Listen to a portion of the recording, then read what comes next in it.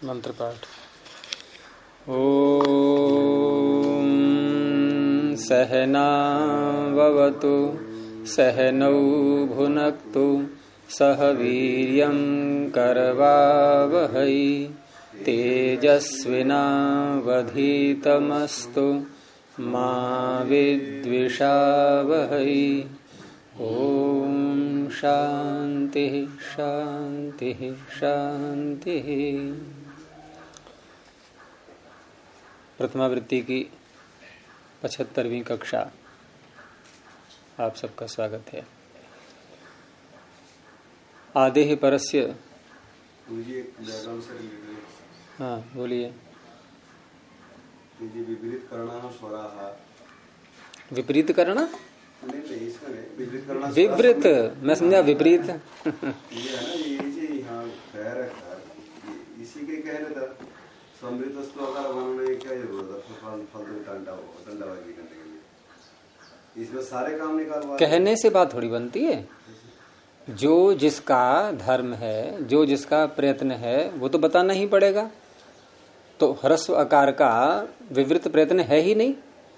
आपने ये कहा कि विवृत करना स्वराः, इतना ही कह देते, समृतस्त्वकारः कहने की आवश्यकता नहीं थी। ये प्रश्न है आपका।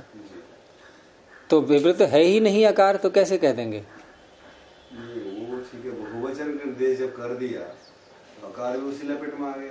तो लपेट में आने पर भी, लपेट में आने से, लपेट में आ कैसे जाएगा? लपेट में आ गया और विवृत में, विवृत प्रयत्न है नहीं उसमें, तो कैसे आ जाएगा लपेट में? विपरीत प्रयत्न वाला नहीं है आकार। आकार बोलते समय मुख थोड़ा सिकुड़ता है। आ बोलने में तो खुल जाएगा, दीर्घ आकार बोलने में। विवृत माने अधिक खुला हुआ, संवृत सिकुड़ा हुआ। तो आकार का प्रयत्न संवृत है, विवृत नहीं है। लेकिन व्याकरण की प्रक्रिया करते समय उसको विवृत माना गया है नहीं, माना गया है। क्योंकि फिर व्याकरण के कार्य नहीं हो पाएंगे, उसमें समण संज्ञा नहीं हो पाएगी, इसलिए। और इसी बात को बताने के लिए अंतिम सूत्र है। क्या कह रहा है अंतिम सूत्र? आप बताइए क्या कह रहा है? कह रहे हैं विपरीत आकारः समृत आकारः भवतु। विपरीत आकार का समृत आकार हो जाए। क्यों कहना पड़ा ये? जब है ही नहीं विपरीत, तो समृद्धि ही है वो, तो है मतलब प्रतिज्ञा की गई है ना, तो कहने का जगन्नाथ। हाँ, तो अंतिम सूत्र का ये अर्थ है, अंतिम सूत्र का ये अर्थ है कि अयुण से लेकर के और यहाँ अंतिम स्थिति तक जिस आकार को अध्येता से कह रहे हैं पाणिनि, जिस आकार को आप अब तक विवृत मानते चले आ रहे थे, उसको प्रयोग में समृद्धि ही मानना। समृद्धि ही है, ये तात्पर्य है इसका। वो तो व्यवहार काल के कह रहे थे गुरु जी, व्यवहार काल में जो समृद्धि है। हाँ, और कल के पाठ में से कोई प्रश्न? जो पंचमी वाला में सूत्र लगाया था, तस्मात् इति उत्तरस्य, हाँ, इससे थोड़ा सा आगे मुझे समझ नहीं आया। आज के बाद शानचम ले आए। हाँ, फिर क्या? आस धातु से शानच लटके स्थान में शानच हो गया जी। अब शानच होने के बाद ई दासः, आस से उत्तर, आन आन परे रहते, ऊपर से आ रहा है आने मुख। आस से उत्तर, आन परे रहते, क्या होता है? हाँ, तो क्या समझ में नहीं आया? नहीं, इसको हमने तस्मात् इति उत्तरस्य क्यों लगाया? इसमें पंचमी कहाँ थी? पंचमी आसह में है, पंचमी आशा में। हाँ, इसके कारण ये सूत्र लगा। इसे कारण लगा। और प्रश्न हो गया उत्तर? तो बताओ आगे क्या हुआ फिर? लग गया तस्मात् उत्तर से। अब क्या करेंगे? तस्मात् इति उत्तरस्य ने कहा था कि पंचमी निर्दिष्ट को जो हो वो अभी उलझा हुआ है, मुझे पता है क्या। तस्मात् इति पंचमी जहां कही जाए वहां उत्तरस्य, उत्तर को कार्य होता है। पंचमी जिसमें है उसमें नहीं होगा। किसमें है पंचमी? आसह। तो आस को कुछ नहीं करना है, आस को बिल्कुल नहीं छेड़ना है। आस को कुछ भी नहीं करना है। किसको करना है? उत्तरस्य। उत्तर कौन है? आन। लेकिन वहां आने में सप्तमी है, वहां आने में सप्तमी है कि आन परे रहते। तो इसने कहा सूत्र ने कोई बात नहीं है, आने में सप्तमी होने दो। ये जो पंचमी है आसह में, इसके कारण से मैं आने की सप्तमी को षष्ठी में बदल दूंगा।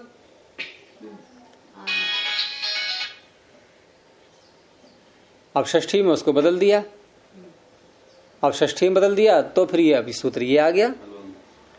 इसने कहा यदि पर में षष्ठी है, क्योंकि आन पर ही तो है, आस पूर्व है, आस पूर्व है, आन पर है। तो इसने कहा कि यदि पर में कोई कार्य हो रहा हो और वो भी षष्ठी निर्दिष्ट को हो, षष्ठी निर्दिष्ट होते हुए यदि पर में कोई कार्य हो तो वहां वो पर में अलवंत्य से न लगा करके मैं जो बता रहा हूं वैसे करना। सूत्र कह रहा है आधे परस्य। तो क्या कह रहा है ये कि वहां अलवंत्य से वाला कार्य नहीं होगा, वहां आधे है, आदि को कार्य होगा, आधे है अलस्य। और वहां क्या है? अंत्य से अलह। यहां क्या हो गया? आधे है अलह। ये खत्म करो झगड़ा, तब समझ में आएगा सारा। सर ये मेरे साइलेंट नहीं हो रहा, फोन बंद कर दो पूरा। अब हो गया, ये ऑफिस वाला है, साइलेंट कर दो। तो आधे है परस्य ने कहा कि यदि पर को कोई कार्य कहा है और वहां षष्ठी हो चुकी है, हाँ जी, और षष्ठी कर दी थी किसने? तस्मा से पूछे, इसने कर दी, षष्ठी इसने कर दी। सप्तमी को षष्ठी। इनके षष्ठी करके आधे परस्य को लगाने का इसने मार्ग प्रशस्त कर दिया। अब इसने कहा कि यदि पर को कार्य किया है और वहां षष्ठी है तो वहां अलो अंत्य अंतिम अल को कार्य नहीं होगा, वहां आधे अलस्य, आधे परस्य कह रहा है। इसमें अलस्य की निवृत्ति, अलह की निवृत्ति आ रही है, अलस्य कह रहा हूं, अलह, आधे अलह। ऊपर था अंत्य से अलह, इसने कह दिया आधे अलह, आदि अल के स्थान में होगा कार्य। तो ये सूत्र न बनता यदि आधे परस्य, तो तस्मादित्योत्तर से तो फिर भी आने को, आन को षष्ठी में बदलता। ठीक है, वो तो फिर भी बदलता क्योंकि आसाम पंचमी है। इसलिए जब आने को षष्ठी में बदलता, आनस्य ऐसा बना दिया इसने, तो अलवंत्य से क्या कहेगा कि यदि कहीं पर षष्ठी निर्दिष्ट को कोई कार्य कहा गया है, तो यहां कहा गया है आनस्य कह करके षष्ठी निर्दिष्ट को कार्य कहा गया। तो उसने कहा कि ऐसा कार्य अंतिम अल के स्थान में होता है। तो न में जो अ है, आन के न में जो अ है, इसको ईकार की प्राप्ति होती, तो आनी बन जाता आन का, और आ सुधर है, आसानी बन जाता। नहीं हो पा रहा है स्पष्ट अभी।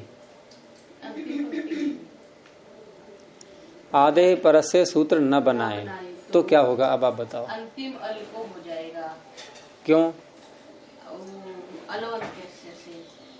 क्यों हो जाएगा? वो तो षष्ठी निर्दिष्ट को करता है। नहीं, हमने वो सप्तमी को षष्ठी में बदल लिया। तस्मात्, किस सूत्र से? तस्मात् इति उत्तरस्य ने बदल दिया। तो क्या करेगा लोन्त्य से? अब अंतिम को कर देगा, अंतिम अल को कर देगा। तो आस में तो अंतिम अल सकार है। नहीं, पहले नकार भी तो था आस में। अच्छा, आस धातु में अंत में नकार भी था पहले, आन धातु थी ये। नहीं, शानच का आन बचा ना। हाँ, तो मैं आस का बोल रहा हूँ। आस में तो अंतिम अल सकार है। नहीं, वो अंग, वो तो अंग है, प्रत्यय तो अंतिम, वो पूरी षष्ठी निर्दिष्ट आन है, आस नहीं है। आसह पंचमी निर्दिष्ट है और आनह षष्ठी निर्दिष्ट है। षष्ठी निर्दिष्ट कर दिया उसने, तस्मादित्योत्तर से ने। प्रक्रिया तो इसमें की प्रक्रिया है। इसमें क्या है प्रक्रिया? नहीं, प्रक्रिया रसा मतलब तस्मिन उत्तर से कर दिया, ऊपर से सप्तमी कन पे आने की जो षष्ठी में बदल दिया, ये किस सूत्र से बदल है? तस्मादित्योत्तर से। ये तो कह दिया, तो उत्तर कह दिया, लेकिन इतना वहाँ उसमें ये कोई निर्देश नहीं दिया षष्ठी। क्यों निर्देश है? उत्तर से षष्ठी है, उत्तर से षष्ठी है, उत्तर से षष्ठी ही बता रहा है कि षष्ठी करो वहां पर। यानी आने मत बोलो उसको, क्या बोलो? आनस्य। ऐसे ही तस्मिन् इति निर्दिष्टे पूर्वस्य, ये पूर्व में षष्ठी ले आएगा।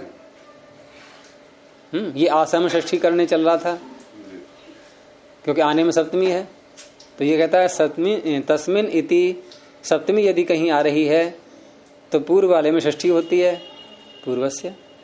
इसने कहा पंचमी कहीं आ रही है तो उत्तर वाले में षष्ठी होती है।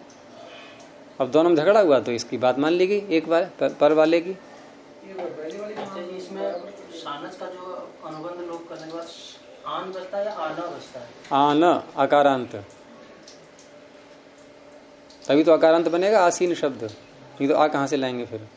ये तो यदि आन बचता तो ना को होता फिर ई प्राप्त होता, नहीं प्राप्त होता, आधे परस से बन चुका है। आधे परस तो आकार को ही करेगा, चाहे वो अकारांत हो चाहे नकारांत हो। आधे ही परस तो आकार को ही करेगा, लेकिन आधे परस से न होता सूत्र तो फिर अंतिम अल के स्थान में होता। अब तो एक एक पुर्जा खुल करके सब समझ में आ गई होगी मशीन पूरी। चलिए आगे देखते हैं। अब आगे शब्द है द्वीपम, और द्वीपम का अर्थ क्या होता है? किसी बच्चे से पूछोगे तो क्या बताएगा द्वीप का अर्थ? सब बता देंगे कि 7 महाद्वीप होते हैं। और द्वीप जो है एक ये है एक ये है, नाम गिना देगा वो। लेकिन हम उससे पूछें कि द्वीप शब्द का अर्थ क्या है तो नहीं बता पाएगा बच्चा। आप बता सकती हो? नहीं तो बच्चा बनना पड़ेगा फिर। अभी क्या अर्थ है द्वीप का? जिसके चारों तरफ पानी, जिसके चारों तरफ पानी हो तो उसको द्वीप कहेंगे।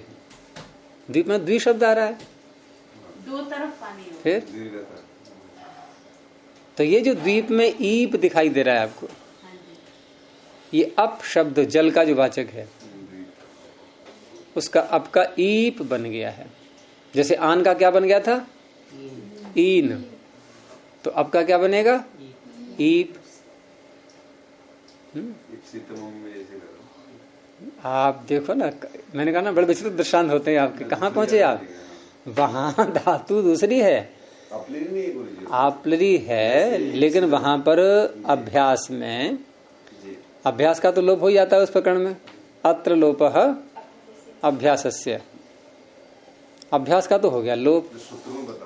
हाँ, जैसे आपने आप धातु से सन प्रत्यय किया, फिर आपको द्वित्व करोगे तो आप स, अभ्यास का लोप रह गया आप स। अब जो आप रह गया है उसमें आ गया आप ज्ञप्य रिधाम ईत, वहां ईकार कर दिया उसने, तब बना है आपका ईप। लेकिन आचार्य जी जैसे हम परिभाषा करते हैं नई लोकात विद्यते व्याकरण, लोक से भिन्न नहीं है, भिन्न नहीं है। लेकिन द्वीप की जो परिभाषा जो ज्योग्राफिकल पढ़ते हैं उसमें खाड़ी द्वीप, खाड़ी उसे कहते हैं जो 3 ओर से स्थल से घिरी, 3 ओर से स्थल से घिरी हुई स्थलाकृति को द्वीप वो कहते हैं, खाड़ी। 3 ओर जिसके पानी हो? नहीं, 3 ओर जिसको पृथ्वी, एक और पानी हो, एक और पानी हो तो उस समुद्र के उस भाग को खाड़ी कहते हैं। लेकिन द्वीप उसे कहते हैं जो चारों ओर पानी के बीच में, जो लक्षद्वीप, निकोबार द्वीप, जितने भी द्वीप हैं वो सब पानी के ही बीच में है। हाँ, तो वो चल पड़े हैं शब्द, लेकिन व्युत्पत्ति के अनुसार तो वही अर्थ होगा। वो शब्द प्रयोग में आने लगते हैं ऐसे ही, उनके अर्थ की गंभीरता पर विचार न करके, और वो सामान्य अर्थ उसका ऐसे ही ले लेते हैं। इनके जल मात्र अर्थ ले लिया बस। जल मात्र अर्थ लिया हमारे भी लक्षद्वीप, निकोबार द्वीप समूह, जितने भी द्वीप समूह सब बीच में। अब भारत को ही ले लो, आप भारत में 3 ओर है जल। 3 ओर जल है। तो 2 ओर तो है ही, इसको ऐसे घटा सकते हो आप कि 2 ओर जल है, इसका तो खंडन नहीं है। 3 ओर माना जाता है गुरुजी, हिंद महासागर, अरब सागर और ठीक है, बंगाल की खाड़ी। किसी के 3 बेटे हैं तो 2 बेटे तो हैं ही। 2 तो है ही, इसमें कोई शक नहीं। अगर हम कहें ये व्यक्ति 2 बेटे वाला है तो गलत नहीं है ना? वो ये तो नहीं कहेगा कि मैं 3 वाला हूँ 2 वाला नहीं हूँ। तो 2 वाला नहीं हूँ ये कह सकता है वो?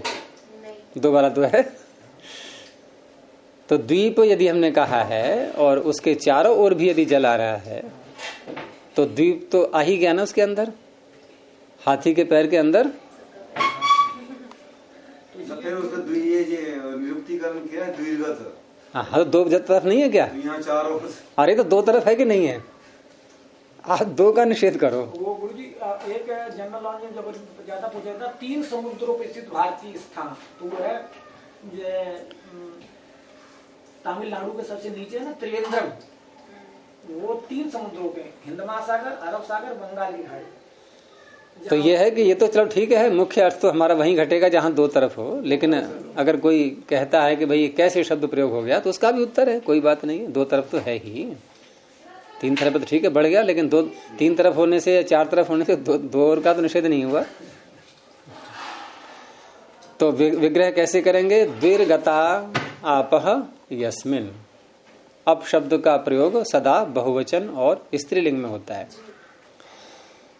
तो द्विर्गता आपह, 2 ओर गए हुए हैं जल जिसमें, अर्थात 2 ओर विद्यमान है जल जिसमें। अब ये क्या गतिशीलता हो रही है? फिर ये जो मैं कह रहा हूं समझ नहीं आएगा। निकाल लो, कलम निकाल लो पहले, कहां पर है? क्योंकि मन एक साथ में एक ही इंद्रिय के साथ कार्य करता है। ये डायरी में है तो कलम, आपकी डायरी की में भी तो था, ये क्या था वो? तो द्विर्गता आपह यस्मिन, 2 ओर गए हुए हैं जल जिसमें। ये विग्रह हो गया।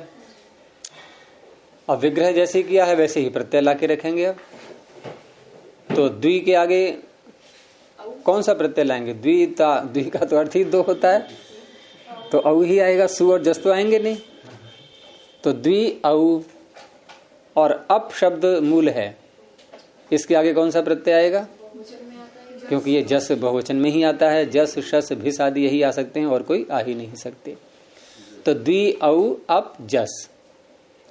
अब समास करेंगे। तो विग्रह कैसे किया था हमने? विग्रह जब करते हैं और वहां यत शब्द का या इदम शब्द का प्रयोग साथ में कर देते हैं तो ये पहचान है बहुव्रीहि समास की। द्विर्गता आपह यस्मिन, यत का प्रयोग कर दिया या इदम का कर दो, अस्मिन।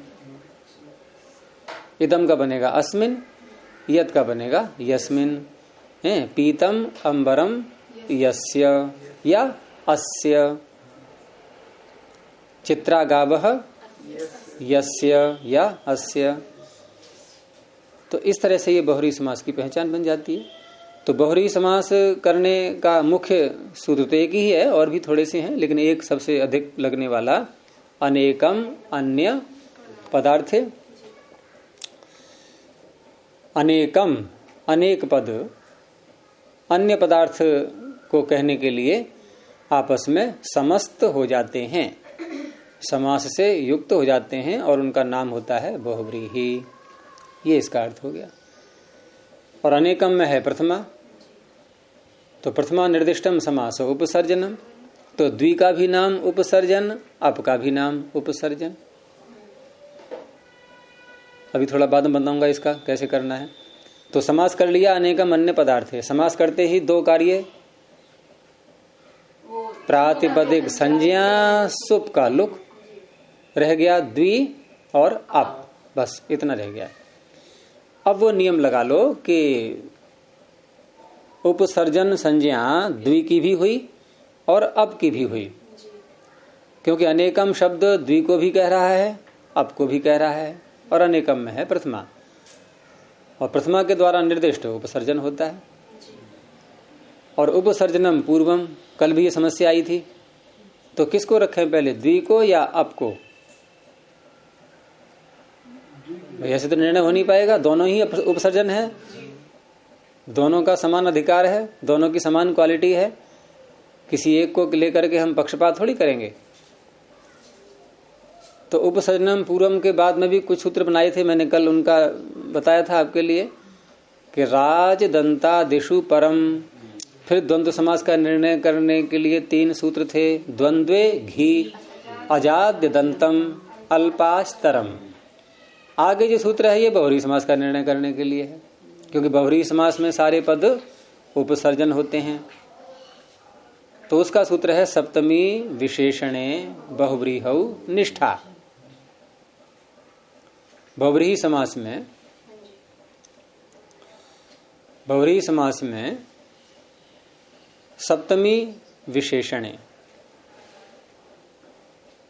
सप्तम्यंत अथवा विशेषण या निष्ठा, ये पूर्वम ऊपर से आ ही रहा है। अब यहां पर द्वि और आप, इसमें ये निर्णय करो कि द्वि किसको कह रहा है। द्वि शब्द किसको कह रहा है? हैं? दो कौन है? जल को ही तो कह रहा है, यानी कि दो कौन है।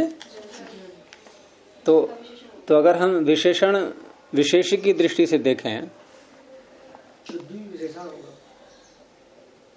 हाँ, तो सूत्र दो थे ये, सप्तमी विशेषणे बहुव्रीहि, अलग कर दो इसको, और निष्ठा अलग है। तो सप्तमी विशेषणे बहुव्रीहि, बहुव्रीहि समास में सप्तमी और विशेषण, इसी सूत्र को आगे ले जाएंगे तो निष्ठा भी जोड़ दो इसी में। यानी कि बहुव्रीहि समास में अब तीन चीजें हो गई, सप्तम्यंत पद, विशेषण पद और निष्ठा प्रत्यांत। क्या होते हैं ये, कहाँ आते हैं? पूर्वम ऊपर से आ ही रहा है। यानी बहुव्रीहि समास में आपको निर्णय करना हो तो सप्तम्यंत पद यदि कोई आ रहा है उसको पूर्व में ले लो, कोई विशेषण है तो उसको पूर्व में ले लो, निष्ठांत पद है तो उसको पूर्व में ले लो। इतना तो निर्णय हो ही गया है। जहां नहीं है निर्णय वहां की बात अलग है, किसी को रख दो पूर्व में, फिर बारी बारी से बोल सकते हैं। तो द्वि यहां पर संख्यावाची सारे विशेषण ही बनते हैं, ध्यान रखना। संख्यावाची शब्द विशेषण ही होते हैं। तो संख्यावाची शब्द पहले आ गया।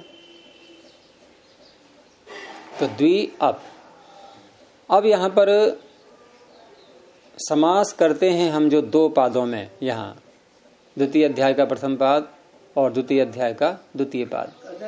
संख्यावाची शब्द हमेशा विशेषण ही होते हैं, कोई नियम है? आप बोल के देखो, नियम क्या पता लग जाएगा, प्रत्यक्ष पता लग जाएगा। आप अकेली संख्या बोलेंगे तब भी आपके अंदर भाव छिपा रहेगा। जैसे किसी ने कहा कि बाहर कितने व्यक्ति हैं, आपने कहा दो, तो आपने जो दो कहा है वो आपके अंदर व्यक्ति शब्द छिपा हुआ है। वो व्यक्ति सामने वाले ने बोल दिया था, आपने नहीं दोहराया। व्यवहार से ही दृष्टि से। और बहुत से वाक्यों को हम नहीं दोहराते हैं। जैसे किसी ने आपसे पूछा कि आपने भोजन कर लिया, आप कहोगे हाँ, तो ये हाँ क्या है? ये इसमें न कर्ता है, न क्रिया है, न कर्म है, और पूरा वाक्य है आपका ये हाँ। तो सब कुछ इसमें अंतर्भावित है, कर्ता क्रिया कर्म सब अंतर्भावित है। यानी मानने तो पड़ेंगे आपको। आप ये कहना चाह रहे हो कि हाँ मैंने भोजन कर लिया, ये हाँ इतना। अब ये क्यों नहीं दोहराया आपने कि दूसरे ने बोल तो दिया था, तो आपने उसकी अनुवृत्ति ले ली। हाँ, अनुवृत्ति ले ली। हाँ, तो ऐसे ही संख्यावाची शब्द अगर आप पहली बार बोल रहे हैं तो आप साथ में बोलेंगे उसका विशेष्य भी है। आप बाहर से आए मान लो और आप सीधे कहो कि मैंने दो को देखा, अब ये बताओ नहीं कि दो कौन थे वो, तो प्रश्न होता ही रहेगा कि दो को देखा, कौन दो? अरे पक्षी थे, मनुष्य थे, गधा थे, कौन थे दो? हैं? हाँ, जो पहले किसी ने पूछ लिया तो कोई बात ही नहीं, फिर तो आप अनुवृत्ति ले ही लोगे। तो विशेषण बनते हैं संख्यावाची शब्द। इसलिए गुरु जी पूछा, मैं सोचा शायद कोई सूत्र परिभाषा करे, लेकिन व्यवहारिकता इसके मतलब ये। और वैसे संख्या गुण है ये, जो 24 गुण गिनाए हैं उसमें वैशेषिक दर्शन में रूप रस गंध स्पर्शाः संख्या परिमाणानि पृथक्त्वम्, ये गुण है, ये द्रव्य नहीं है, कर्म नहीं है, गुण है ये। अब हुई नहीं बोली इसमें कुछ प्रामाणिकता की नहीं बात। हाँ। तो इस तरह से अब गुण है तो गुण जो है गुणवाचक शब्द प्रायः विशेषण ही बनते हैं। गुणों से ही विशिष्ट होता है कोई। है? हमेशा ना गुण हमेशा गुणी में रहेंगे। हाँ, गुणी में रहेंगे तो बन गया उसका विशेषण कि ये कपड़ा कैसा है कि लाल है। तो गुण बोल दिया हमने, बन गया विशेषण। तो मैं ये कह रहा था कि ये जो दो पाद के समास का जो प्रकरण है दूसरे अध्याय के प्रथम और द्वितीय पाद में, ये समास करने के बाद एक प्रकरण 5वें अध्याय में फिर और जुड़ जाता है इसके साथ में, और वो 5वें अध्याय के चौथे पाद का प्रकरण प्रारंभ होता है 68वें सूत्र से। यहाँ भी लिख लो अपनी पुस्तक में, ये प्रकरण है पूरा एक ये, और इसे बोलते हैं समासांत प्रकरण, और ये पाद के अंत तक जाता है। कौन सा है पाद का अंतिम सूत्र? निष्प्रवाणिश्च, यहां तक जाता है ये। और ये कहता क्या है? ये अधिकार सूत्र है, समासांता। ये नहीं, छठे 5वें अध्याय के चौथे पाद में पहुंचे आप, पहुंच गए अंतिम तक, निष्प्रवाणिश्च। तो ये समासांता अधिकार सूत्र है, और साथ में इसका अर्थ भी समझना है आपको कि अधिकार कर तो रहा है ये, लेकिन आगे जाकर के इसकी संगति हम सूत्रों में कैसे लगाएंगे, कैसे अर्थ करेंगे। तो इसमें जो अंत शब्द है, ये अंत शब्द अवयववाची है, और ये इसका अर्थ होता है कि आगे जो भी प्रत्यय आएंगे वो समास के अवयव बनेंगे और अंत में जुड़ जाएंगे। अंत के दो अर्थ होते हैं ना, अंत में अंत होना स्थान की दृष्टि से। समास में जो भी पद आएंगे, हाँ नहीं, समास में जो प्रत्यय आगे कहे जाएंगे, अगले सूत्र प्रत्यय करेंगे सभी अब, क्योंकि चौथा पांचवा अध्याय प्रत्यय, तीसरा चौथा पांचवा अध्याय प्रत्ययों का ही प्रकरण है ये पूरा। तो प्रत्यय तो यहाँ भी आएंगे, लेकिन यहाँ जो प्रत्यय आएंगे वो समास से कहे जाएंगे, समास करने के बाद प्रत्यय आएंगे ये, और वो प्रत्यय अंत में आएंगे, और वो अंत में उस समास के अवयव बनेंगे, यानी कि वो प्रत्यय भी समास ही कहलाएगा।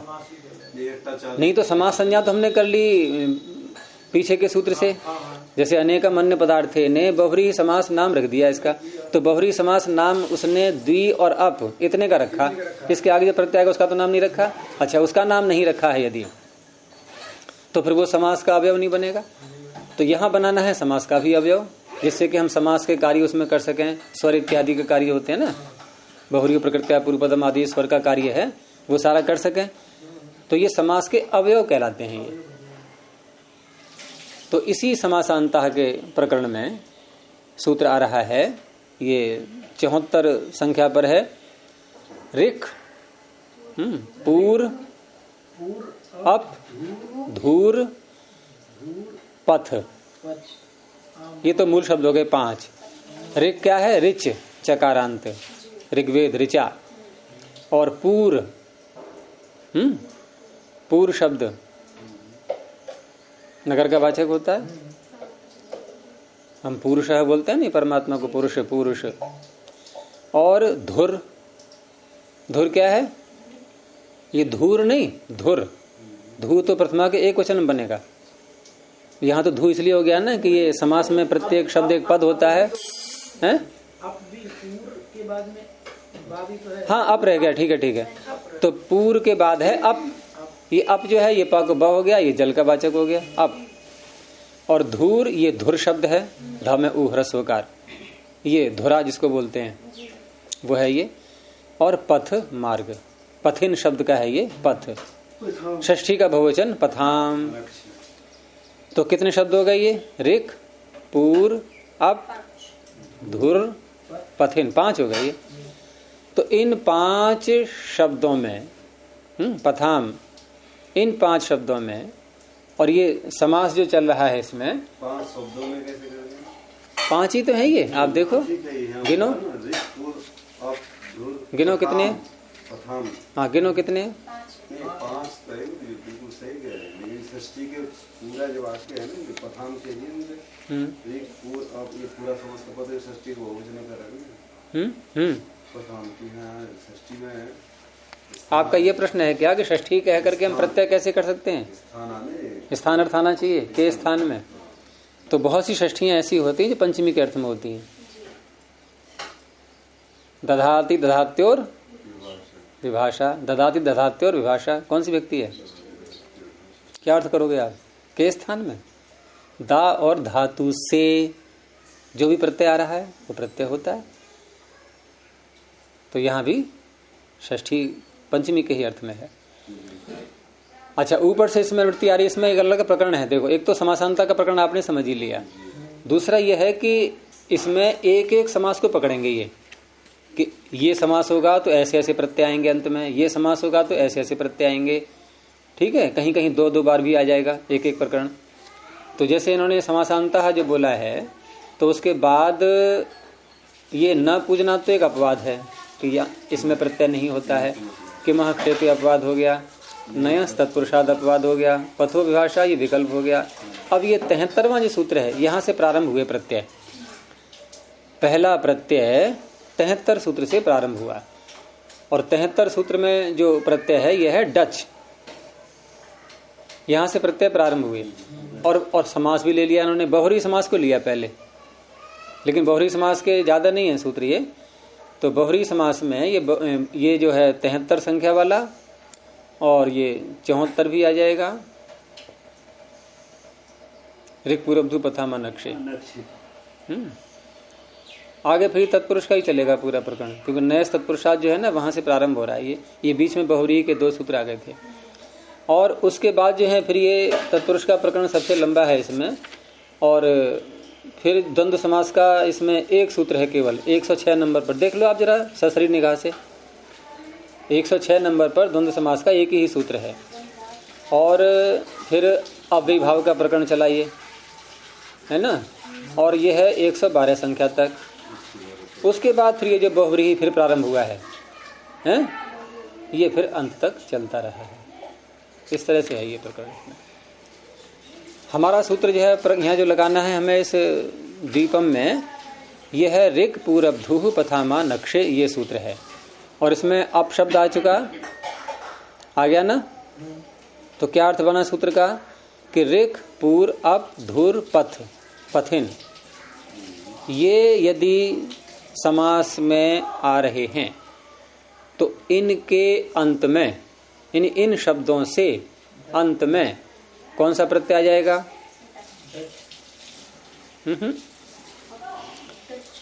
सूत्र का पहले पदच्छेद करो पूरा। ऋक् पूरब्धुः पथाम, एक पद, षष्ठी का बहुवचन। आगे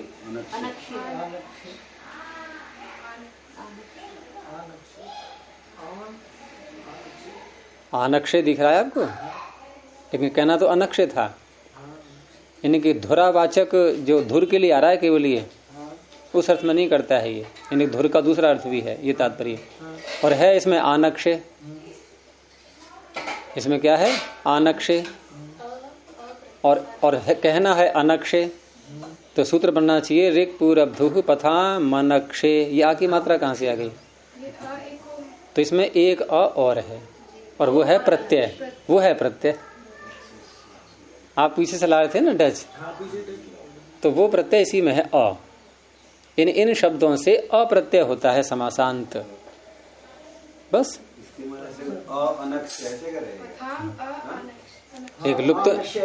एक लुप्त विभक्ति का है और एक अनक्षय सप्तमी का एक वचन है, संधि हो गई।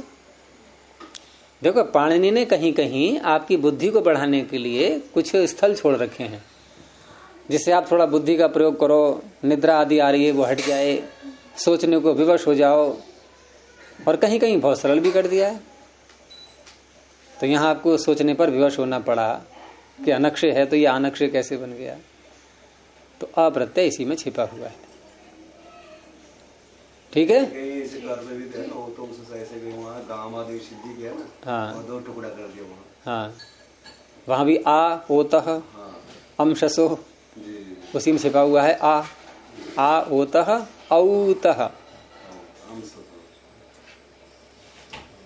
चलिए, तो द्वि अप और अप्रत्यय से हो गया ऋक् पूरब्धुः पथा मानक्षे। सूत्र बोलने में आ रहा है नहीं? ऋक् पूरब्धुः पथा मानक्षे, इससे अप्रत्यय हो गया। तो द्वि अप अ। अब ये सूत्र लगा यहाँ, जो कि ईकार करने वाला है। कल क्या लगाया था हमने सूत्र? ईकार करने वाला ईदासः। इसके ऊपर वाला पकड़ो, क्या है? ईदासः के ऊपर, और उसके ऊपर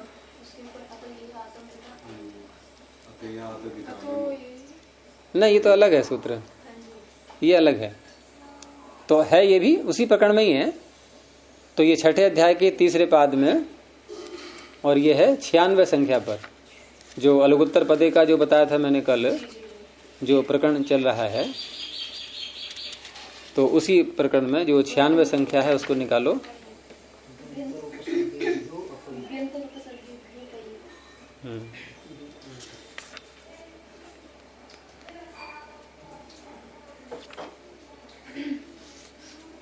और वो अलग था ईदासा, ठीक है। तो द्वयंत रूप सर्गेभ्य अपह ईत द्वि अंत और उपसर्ग, द्वि अंत द्व्यंत, और द्व्यंत के आगे उपसर्ग, उपसर्गेभ्य। देखो द्वि शब्द, अंत शब्द, ये अंतर है, रेफांत, द्वि शब्द, अंतर शब्द और उपसर्ग, बहुवचन आ गया पंचमी का, ठीक है। जैसे ईदासा में आसम पंचमी थी, यहां भी पंचमी है, पंचमी समझ करके ही समझ में आएगा। ये सब वही नियम लगेंगे सारे इसमें जो ईदासा में लगे थे। तो द्वयंत रूप सर्गेभ्य द्वि अंतर और उपसर्ग, इनसे उत्तर पंचमी हो गई, और अपह में है षष्ठी। यहां देखो, यहां तस्मादित्युत्तरस्य नहीं लगाना पड़ेगा। पीछे क्यों लगाना पड़ा था तस्मादित्युत्तरस्य हमें? क्योंकि आने सप्तमी का आ रहा था, यहां अपह में षष्ठी पहले से ही है, वहां आने में षष्ठी बनाई गई थी, यहां पहले से ही मिल गई। पहले से ही मिल गई तो आधे परस तो लगना ही है, इसलिए लगना है क्योंकि पंचमी से उत्तर षष्ठी आ रही है ना। तो आधे परस्य, जो उत्तरस्य है वही परस्य है, जो उत्तर है वही तो पर होता है। तो द्वि अंतर और उपसर्गों से उत्तर, अपह, अप के स्थान में ईत, ई का आदेश हो जाता है, इसमें किसी की अनुवृत्ति नहीं है, वही उत्तर पदे का चल रहा है, कोई बात नहीं। कहीं कहीं नहीं संबंध जुड़ता है उसका इसमें। षष्ठी होने से अलवंत स प्राप्ति है, षष्ठी निर्देश होने का अलवंत स प्राप्ति आदि। हाँ, अलवंतस्य की प्राप्ति हो रही थी, आधे परसने का नहीं, यहाँ तो परस्य है, पर को कार्य कहा गया है, इसलिए आदि अल को होगा। तो अप के पकार के स्थान पर इकार की प्राप्ति हो जाती यदि ये सूत्र नहीं होता तो इसने यहाँ पर आधे अलह, आदि अल के स्थान में कर दिया। तो अप का क्या बन गया अब? ईप। तो द्वि ईप अ, अब ये दो आकार हैं, मिला दो इनको। हाँ, यहाँ किससे उत्तर है? ये आपका अप शब्द किससे उत्तर है? यहाँ तीन प्रकार के शब्द बोले थे, द्वि, अंतर और उपसर्ग, द्वि से उत्तर है।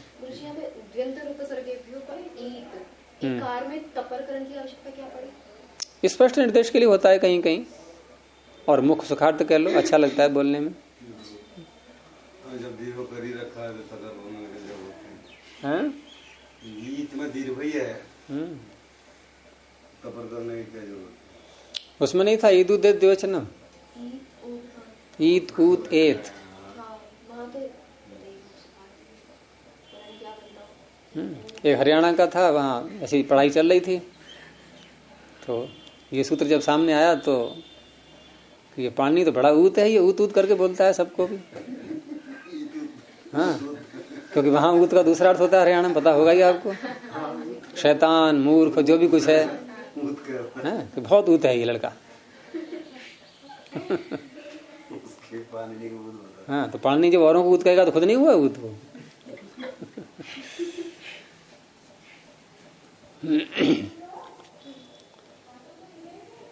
तो द्वीप, प में अ जोड़ दो प्रत्यय वाला, और उसके बाद फिर प्रातिपदिक संज्ञा हो करके और सु प्रत्यय आएगा, और ये द्वीप शब्द नपुंसकलिंग में आता है तो अतो अम से उसको सु को अम हो जाएगा, अमी पूर्व से पूर्व रूप बन गया ये द्वीपम, प्रथमा का एक वचन। अब दूसरा है अंतरीपम।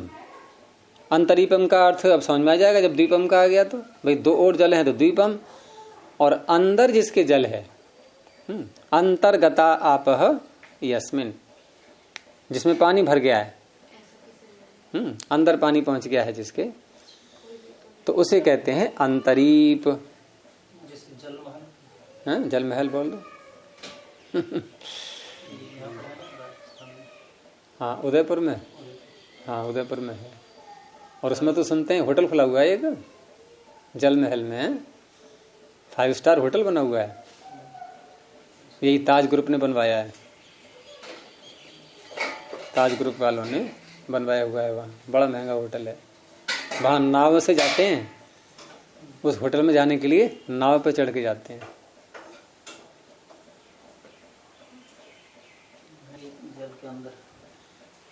और आजकल के होटलों में ये देखा ही होगा आपने, 5 स्टार होटल में एक नई नई तरह तरह की स्टाइलें निकालते हैं लोगों को जो है आकर्षित करने के लिए। तो वहाँ एक ऐसे ही कोई व्यक्ति, कोई पार्टी वगैरह थी, वहाँ पहुँच गए उनके साथ में, और वहाँ उनको भोजन लाया गया। तो स्वीट डिश होती है ना, भोजन के बाद मिठाई आती है खाने के लिए, तो स्वीट डिश आई, सामने रखी गई। अब उसमें जो है वो स्वीट डिश में एक कुल्फी जैसी पदार्थ जो है वो रखा हुआ था। उसमें कुल्फी होती है ना, तो कुल्फी को खाते ही हैं, सारा जो उसका पूरा लेना ही होता है कुल्फी का। तो वहाँ खाने लगे उसके लिए। अब वो क्या था कि जो मक्के की बंटी होती है ना, उसको मक्का तो हटा दिया उसका ऊपर से, उसके ऊपर मिठाई सारी लगी हुई थी, उसके अंदर भुट्टे का भी अंश था ही सारा। अब वो खाएं तो उसमें जो है वो पूरा काटा उसके लिए, तो वो अंदर गले में न जाए, अब कैसे खाएं उसके लिए। तो ऐसी स्थिति आती है, कभी कभी लोग पहुंच जाते हैं ऐसे होटलों में। और वहाँ यदि कुछ कहें पूछें तो लगेगा अरे ये तो बैकवर्ड एरिया का आदमी कहाँ से आ गया, ये इसको पूछना पड़ रहा है दूसरों से।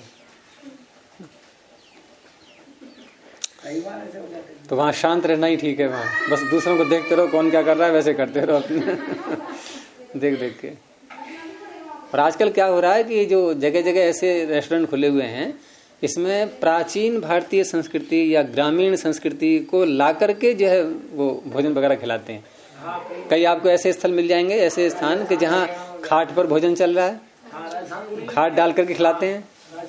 अब वहाँ वही संस्कृति है, उसी में महंगा भोजन मिलेगा आपको, खाट पे बैठ करके महंगा भोजन मिलेगा। हाँ, कहीं कहीं नीचे बिठा करके जमीन पे और पट्टा रख के खिलाते हैं। हम गए थे अहमदाबाद, वहाँ ऐसे ही जो है कई जगह वो ले गए हमारे दामाद वहाँ होटलों में, तो वहाँ ऐसे ही कभी किसी जगह कभी किसी जगह, तो वही संस्कृति सारी। कहीं अंधेरा करके खाएंगे, हल्की सी बत्ती जला करके, हैं, कहीं शास्त्रीय संगीत चल रहा होगा वहाँ खिलाएंगे, और कहीं आसपास में उसी में अंदर नरे जो है जगह जगह पेड़ बना देंगे और वहाँ बैठ करके खिलाएंगे। अहमदाबाद में पतंग होटल में गए कभी, अब की बार जाए तो पतंग, क्या नाम है, पतंग पतंग, हाँ, जैसे पतंग होती है ना, सेब ऐसे घूमता है। अच्छा, एरिया का नाम पता है क्या है? हाँ, तो वो तो खैर हमारे दिमाग से घूमे हुए हैं, वो बता देंगे। वो व्यक्ति जो वहाँ नहीं जाता उसको रिच नहीं माना जाता। ठीक है, आपकी वहीं खाएंगे जाके फिर। कई जगह ऐसे हैं कि जहाँ पैसा आपसे पहले ले लेंगे पूरा, फिर अंदर चाहे कुछ भी खाते रहो, कुछ भी करते रहो। हाँ, कई जगह डांस कर कर खाते हैं। एक जगह पहुंच गए, बहुत डांस चल रहा है, बहुत तेज म्यूजिक, और वहाँ खा करके आते हैं, फिर डांस करते हैं, हजम हो जाता है, फिर खाने बैठ जाते हैं, फिर डांस करते हैं। पैसा ले लेते पहले, वो पहले ले लिया पैसा, चाहे सारा दिन रहो वहाँ अंदर। फिर हाँ तो कभी कभी बेवकूफ बनने में भी आनंद आता है।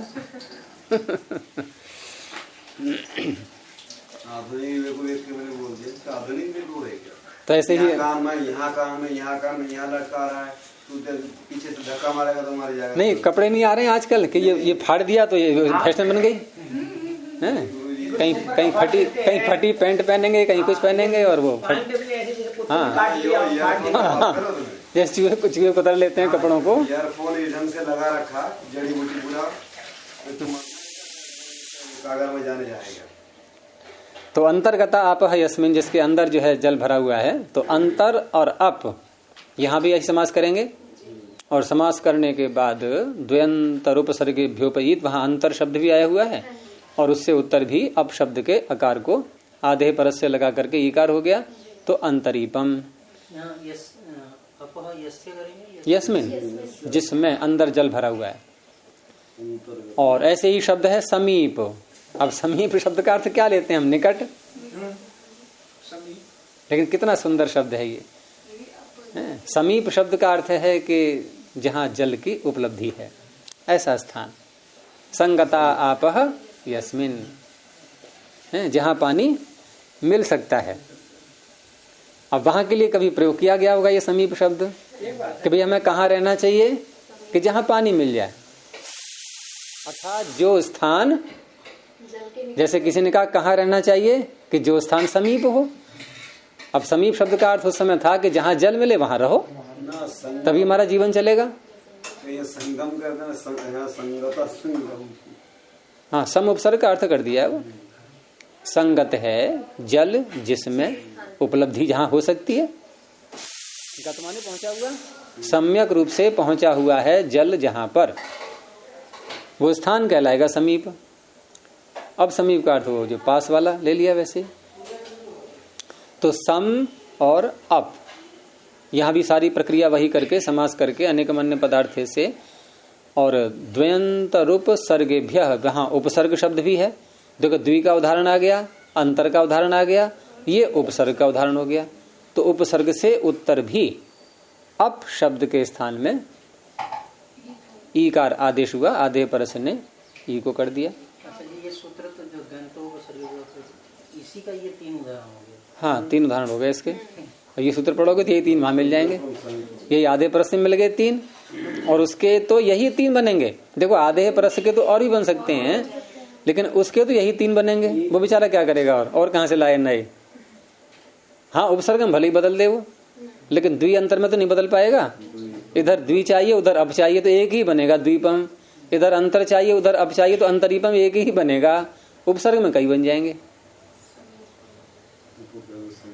तो ये हो गया आदेह परस्य। आगे सूत्र है अनेकाल शित सर्वस्य।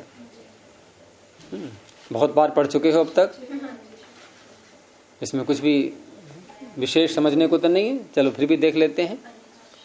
तो अनेकाल, अनेकाल शित, ये हो गया प्रथमा का एक वचन, और सर्वस्य षष्ठी का एक वचन। तो अनेकाल और शित यहां समास कर लेंगे। पहले अनेकाल का अलग करेंगे, और अनेकाल में भी पहले अनेक शब्द को बनाएंगे, यानी कि 3 समास बन जाएंगे इसमें। पहले अनेक शब्द बनाएंगे, फिर अनेकाल बनाएंगे, फिर अनेकाल शित बनाएंगे। तो अनेक कैसे? न एका अनेका, बहुत सरल है। नए तत्पुरुष बोलते हैं इसको।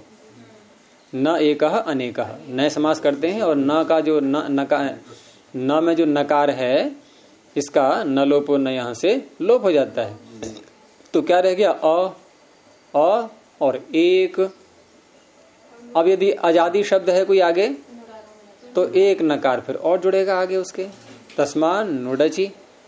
तो अ का बन गया फिर अन, अन एक अनेक। अब अल शब्द के साथ समास करेंगे। अनेकह अल यस्य, ये बहुरी हो गया क्योंकि यत शब्द का प्रयोग कर दिया। अनेक अल हैं जिसके एक से अधिक, 2 भी अनेक कहलाएंगे। फिर दो अल वाला भी शब्द अनेकाल कहलाएगा। अनेकह अल यस्य, अनेक अल हैं जिसके, उसे कहेंगे अनेकाल। ये बहुरी समास हो गया। और शित में श इत यस्य स शित करके उसके साथ में द्वंद्व समास कर देंगे फिर। तो अनेकाल च शित च इति, अनेकाल शित। अब 2 शब्द जोड़े हैं और है एक वचन, तो कौन सा समास कहलाएगा फिर? ये समाहार द्वंद्व। एक वचन होता है तो समाहार द्वंद्व, द्विवचन या बहुवचन होते हैं तो इतरेतर द्वंद्व। तो सूत्र का अर्थ क्या बनेगा? अब अनेकाल शित च सर्वस्य स्थाने, जोड़ दो अपनी ओर से, भवती। अनेकाल हो या शित हो, तो ऐसे जो आदेश होते हैं, लेकिन षष्ठी निर्दिष्ट को अवश्य होने चाहिए। ये सब में ध्यान रखना है यहाँ, क्योंकि अलोन्त्यस्य के अपवाद हैं और अलोन्त्यस्य षष्ठी निर्दिष्ट में ही लगता है, तो यहां भी षष्ठी निर्दिष्ट ही अर्थ लेना है। तो अनेकाल च शित च सह सर्वस्य षष्ठी निर्दिष्टस्य स्थाने भवति, वो पूरे के स्थान में हो जाएगा। अलोन्त्यस्य से प्राप्ति थी उसको नहीं होने देगा। और इसमें पीछे वाले उदाहरण वही दे दिए, इसे भविता भवितम भवितव्यम तीनों बना चुके हैं हम।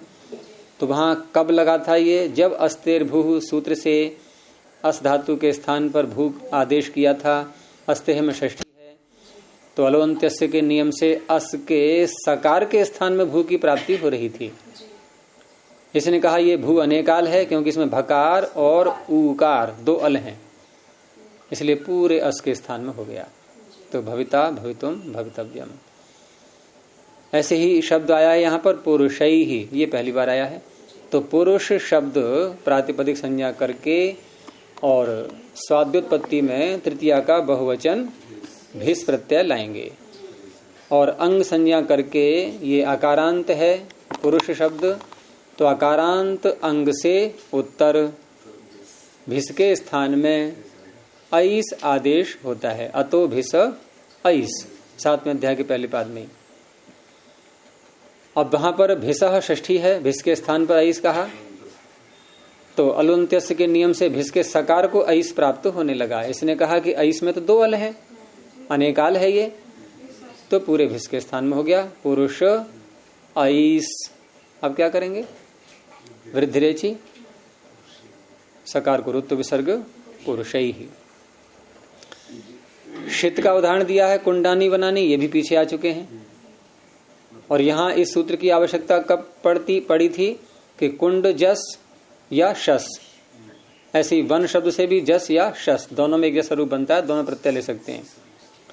और ये नपुंसक लिंग के शब्द हैं, तो नपुंसक होने के कारण से नपुंसक लिंगवाची शब्द से उत्तर जस और शस के स्थान पर शी आदेश हो जाता है। सूत्र जस शसो हो शी, ऊपर से नपुंसकात की अनुवृत्ति आ रही है उसमें। अब यहां भी जस के स्थान पर शी करने चले तो शी का ई बचेगा इकार, तो अलोन्त्यस्य के नियम से जस और शस के सकार के स्थान में इस ई की प्राप्ति हुई। और ये अनेकाल भी नहीं है, एक ही अल तो है ई, तो केवल अनेकाल कहने से बात नहीं बनी, तो पाणिनि को शित और कहना पड़ा। कि यदि कहीं पर शित कोई आदेश है तो एक अल वाला होता हुआ भी शित होने के कारण से वो पूरे के स्थान में होगा, वो अंतिम अल के स्थान में नहीं होगा। तो पूरे जस के स्थान पर शी हो गया कुंड ई, और शी हुआ है तो शी का नाम क्या होता है? सर्वनाम स्थान, शी सर्वनाम स्थानम। और सर्वनाम स्थान परे होता है तो नपुंसक लिंग शब्द में क्या कार्य होता है? नुमागम होता है। नपुंसकस्य झलचह, ऊपर से आ रहा है सर्वनाम स्थाने, कहां से? उगितचाम सर्वनाम स्थाने अधातो हो, तो सर्वनाम स्थान परे हो तो नपुंसक जो अंग होता है उसको नुम का आगम। और नुम का आगम किसको हुआ है? नपुंसकस्य। षष्ठी किसमें है? नपुंसकस्य।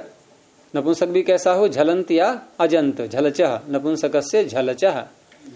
तो षष्ठी है, इसमें षष्ठी निर्दिष्ट को हुआ है ये, लेकिन मित भी तो है, तो मित होने से ये मित जो अंत्यात पर लगेगा फिर।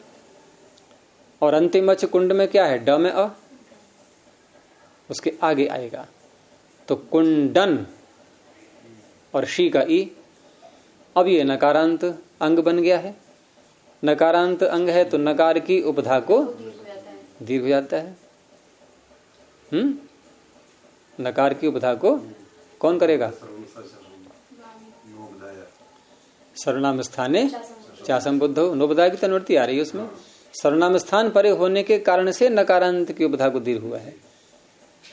तो कुंडानी और बनानी पीछे आ चुके हैं सब, तो मैंने दोहरा दिया है ऐसे ही। तो इस तरह से अनेकाल शित सर्वस्य जो सूत्र है ये भी उसका अपवाद आधे अलोन्त्यस्य का अपवाद है ये। तो इस तरह से ये जो प्रकरण था परिभाषाओं का प्रकरण ये कहाँ से प्रारंभ हुआ था?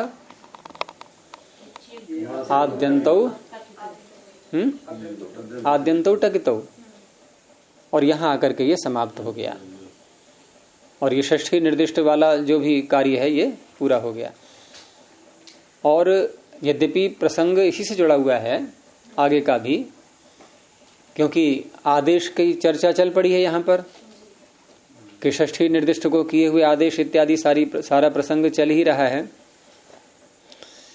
तो आदेश जब किसी के स्थान में कोई कर लेते हैं तो उस अवस्था में हम उसमें कौन कौन से धर्म स्वीकार करें स्थानीय के, कैसे उसकी व्यवस्था करें, या कोई भी धर्म नहीं आएगा।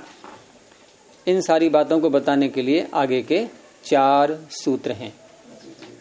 स्थानीय वदादेश और नल विधौ से लेकर के द्विर्वचनेची, और ये 4 सूत्र इस अष्टाध्यायी में सबसे प्रमुख माने जाते हैं। और ऐसा माना जाता है कि ये 4 सूत्र जिसकी समझ में आ गए तो समझो वो पाणिनीय बन गया, वही व्याकरण बन गया हैं। अब सत्यपति जी ये इन पर ये दोबारा देख करके आएंगे अब 4 सूत्रों को, ये मानेंगे नहीं अब।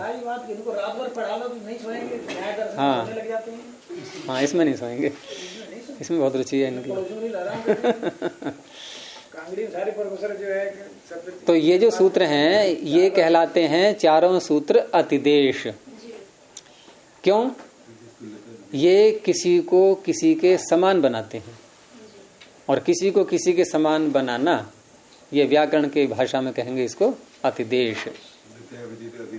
तो ये 4 सूत्र ये हैं अतिदेश के। बाकी अतिदेश का प्रकरण काफी लंबा है, वो चलेगा आपका दूसरे पाद से, गांकुटा दिव्योनित, यहाँ से प्रारंभ हो जाएगा। गुरुकुल में भी गुरु जी जब पढ़ रहे थे तो सब लोग कहते थे वो जो लिखा है संस्कृत में द्वादशभिर्वर्षैः व्याकरणम श्रूयते, तो वो उपाधि यहीं के पास मिलेगी। उन्होंने सबसे ज्यादा समय लगाया व्याकरण में। समय वाली कोई बात नहीं है, पानी का अनुकूल बैठता है। हाँ, क्रम से नहीं हो पाता है इसलिए हो जाता है। एक तो पानी का अनुकूल, नहीं तो व्याकरण 3 वर्ष का होता है। बात ये है क्या, जिस ढंग से आप गुरु जी आप प्रतिपादन कर रहे हैं ना, वो प्रतिपादन से नहीं पहली बात हमें मिली नहीं। हमने तो क्यों अभिरुचि थी, मैं माथा मारता था 10 किताबें। यहाँ तो ऐसे होता है ना, जैसे किसी बच्चे को खिलौना दे दो तो उसको खोल खोल के घुमा घुमा के सब तरफ से देखता है।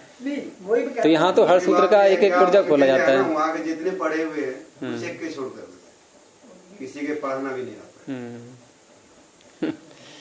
ना, जो रियलिटी है बोलना चाहिए। तो यहाँ जो है अतिदेश ये 2 प्रकार का चलेगा, एक तो रूपातिदेश और एक कार्यातिदेश। मैं जब पढ़ा था मेरे पीछे पीछे घूमता, मैं जो चिल्ला चिल्ला कर पढ़ा था, सुन ले। चलिए, प्रणव ध्वनि। ओ